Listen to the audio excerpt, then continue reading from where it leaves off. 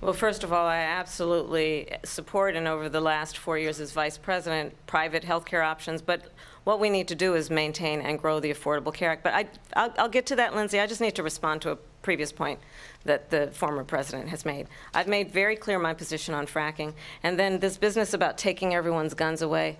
Tim Walz and I are both gun owners. We're not taking anybody's guns away. So stop with the continuous lying about this stuff.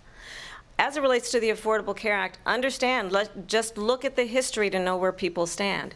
When Donald Trump was president, 60 times he tried to get rid of the Affordable Care Act. 60 times. I was a senator at the time when I will never forget the early morning hours when it was up for a vote in the United States Senate.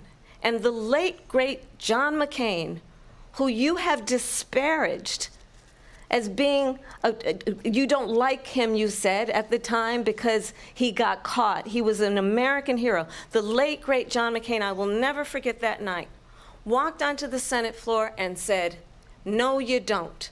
No, you don't. No, you don't get rid of the Affordable Care Act. You have no plan.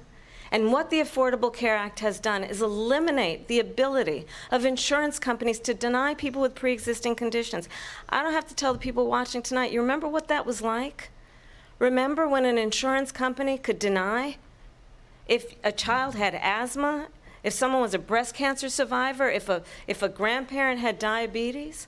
And thankfully, as I've been vice president, and we, over the last 4 years, have strengthened the Affordable Care Act, we have allowed, for the first time, Medicare to negotiate drug prices on behalf of you, the American people. Donald Trump said he was going to allow Medicare to negotiate drug prices. He never did. We did. And now we have capped the cost of insulin at $35 a month. Since I've been vice president, we have capped the cost of prescription medication for seniors at $2,000 a year. And when I am president, we will do that for all people, understanding that the value I bring to this is that access to health care should be a right and not just a privilege of those who can afford it. And the plan has to be to strengthen the Affordable Care Act, not get rid of it.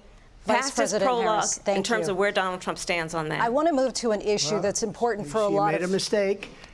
Number one, John McCain fought Obamacare for 10 years. But it wasn't only him. It were all of the Democrats that kept it going. And you know what? We can do much better than Obamacare, much less money. But she won't improve private insurance for people, private medical insurance. That's another thing she doesn't want to get. People are paying privately for insurance